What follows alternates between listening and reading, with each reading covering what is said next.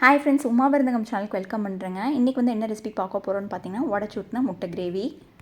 இது வந்து நிறைய வகையில் நம்ம வந்து செய்யலாம். இன்றைக்கி வந்து ஒரு 2 மெத்தட் வந்து நான் உங்களுக்கு வந்து ஷேர் பண்ணியிருக்கிறேன். ரொம்ப சிம்பிளாக இருக்கும், டேஸ்ட்டும் சூப்பராக இருக்கும். எப்படி செய்கிறது அப்படிங்கிறத வீடியோவில் போய் பார்க்கலாங்க. இப்போது கடாயில் வந்து ஒரு 1.5 டேபிள் ஸ்பூன் பக்கமாக எண்ணெய் விட்டுக்கலாம். பட்டை, கிராம்பு, ஏலக்காய், பிரிஞ்சி இலை சேர்த்திக்கலாங்க. இது வந்து லைட்டாக வதங்கினதுக்கப்புறமா 3 பெரிய வெங்காயத்தை கட் பண்ணி வச்சுருக்கேன். கூடவே 2 பச்சை மிளகா, கொஞ்சம் கருவேப்பிலை, இதை வந்து வதக்கி விட்டுடலாம். வெங்காயம் வதங்கும் போது லேசாக உப்பு போட்டிங்கன்னா வெங்காயம் வந்து ஈஸியாக நமக்கு கலர் சேஞ்ச் ஆகி வந்துடும். இது வதங்கிட்டு இருக்கிறதுக்குள்ள ஒரு பேஸ்ட் ரெடி பண்ணிடலாங்க. 5-6 முந்திரி பருப்பு, ஒரு சின்ன துண்டு இஞ்சி, 2 பல் பூண்டு, அது கூடவே வந்து 4 தக்காளி எடுத்து வச்சுருக்கேங்க. கட் பண்ணிவிட்டு மிக்ஸி ஜாரில் சேர்த்து இது ஒரு ஃபைன் பேஸ்ட்டாக அரைச்சி எடுத்துகிட்டு வந்துடுங்க. இப்போது வெங்காயம் வந்து இந்த அளவுக்கு வதங்கினதுக்கப்புறமா நம்ம வந்து மஞ்சத்தூள் கொஞ்சம் சேர்த்திக்கலாங்க. காரத்துக்கு வந்து வரமிளகாத்தூள் வந்து நான் வந்து ஒரு 2 டீஸ்பூன் வந்து சேர்த்துறேன். உங்கள் காரத்துக்கு தகுந்த மாதிரி அட்ஜஸ்ட் பண்ணி சேர்த்திக்கோங்க. மல்லித்தூள் அதுவும் ஒரு 2 டீஸ்பூன். இதை வந்து ஃபஸ்ட்டு வந்து இதை வந்து ஃப்ளேமை கம்மி பண்ணி வச்சுட்டு இந்த வெங்காயத்தோடு ஒன்றா லேசாக வதக்கி விட்டுருங்க. ஃப்ளேம் ஹையில் இருந்தால் அப்புறம் அடி பிடிச்சிரும். ஒரு 1/4 டம்ளர் தண்ணி விட்டு இதோடைய பச்சை வாசம் போகிற வரைக்கும் நம்ம வதக்கி விட்டுடலாங்க. இப்போது இது வந்து நல்லா வதங்கி வந்துருச்சு. நம்ம அரைச்சி வச்ச தக்காளி பேஸ்ட் வந்து இப்போது இந்த வெங்காயத்து கூட வந்து நம்ம சேர்த்திக்கலாம். தக்காளியுடைய பச்சை வாசம் வந்து போகணும். அப்போ தான் கிரேவி வந்து நல்லா டேஸ்ட்டாக இருக்கும். இதை நல்லா கலந்து விட்டுட்டு உப்பு வந்து ஒரு 2 டீஸ்பூன் வந்து நம்ம போட்டுக்கலாங்க. போட்டுட்டு நல்லா கலந்து விட்டுட்டு இது வந்து லிட்டு வச்சு மூடிடலாம். மீடியம் ஃப்ளேமில் வச்சுருங்க. அப்போ தான் வந்து அது அடி பிடிக்காமல் இருக்கும்.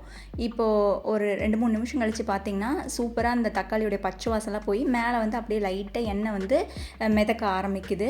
இந்த ஸ்டேஜில் வந்து நம்ம வந்து இந்த கிரேவிக்கு எவ்வளோ தண்ணி வேணுமோ அவ்வளோ ஊற்றிக்கலாம். ஏன்னா முட்டை ஊற்றினதுக்கப்புறம் நம்ம வந்து தண்ணி ஆட் பண்ண முடியாது.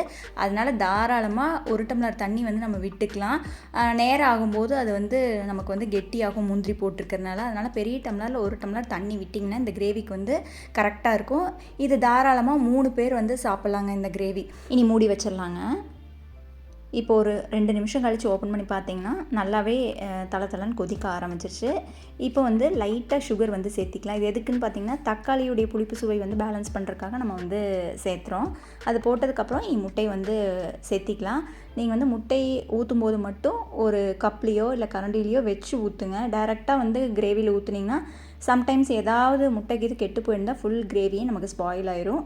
அதனால் முட்டை மட்டும் கிரேவியில் சேர்த்தும் போது கொஞ்சம் பார்த்து சேர்த்துக்கோங்க. ஃப்ளேமை நல்லா குறைச்சி வச்சுட்டு நம்ம தட்டு வச்சு மூடிடலாங்க. இது வந்து நல்லா ஸ்லோ ஃப்ளேமில் குக் ஆகிட்டு இருக்கட்டும். இப்போ கொஞ்ச நேரம் கழித்து பார்த்திங்கன்னா முட்டை வந்து நமக்கு சூப்பராக வெந்து வந்திருக்குது. உங்களுக்கு கரம் மசாலா போட விருப்பம் இருந்துன்னா இந்த ஸ்டேஜில் ஒரு 1/4 டீஸ்பூன் வந்து நம்ம சேர்த்திக்கலாம். நான் வந்து ஏற்கனவே தாளிப்புக்கு பட்டை கிராம்பெலாம் போட்டிருக்கிறதுனால இப்போ வந்து நான் சேர்த்துலிங்க. 1/4 டீஸ்பூன் மிளகுத்தூள் அதையும் போட்டுக்கலாம்.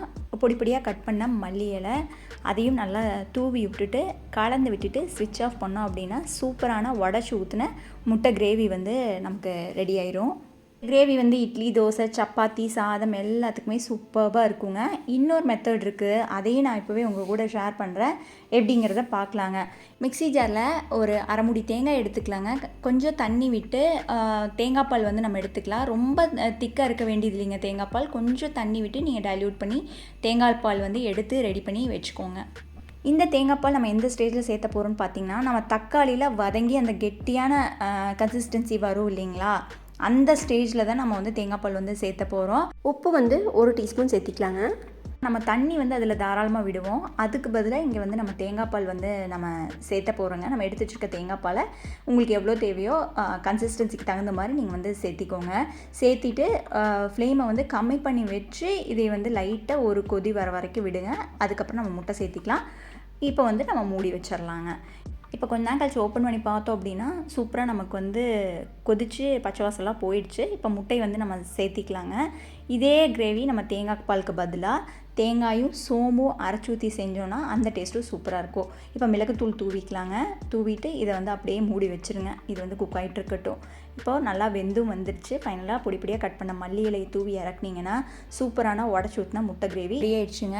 ரெண்டுமே வந்து டேஸ்ட் வந்து சூப்பராக இருக்கும். ரெண்டுமே நம்ம தாராளமாக ட்ரை பண்ணலாம். இந்த வீடியோ உங்களுக்கு உபயோகமாக இருந்திருக்கும் நம்புகிறேங்க. பிடிச்சிருந்தா வீடியோக்கு ஒரு லைக் கொடுங்க. ஃப்ரெண்ட்ஸ் அண்ட் ஃபேமிலி கூட ஷேர் பண்ணுங்கள். நீங்கள் இது வரைக்கும் உமா விருந்தகம் சேனல் சப்ஸ்கிரைப் பண்ணாமல் இருந்தீங்கன்னா சப்ஸ்கிரைப் பண்ணிக்கோங்க. தேங்க்யூ.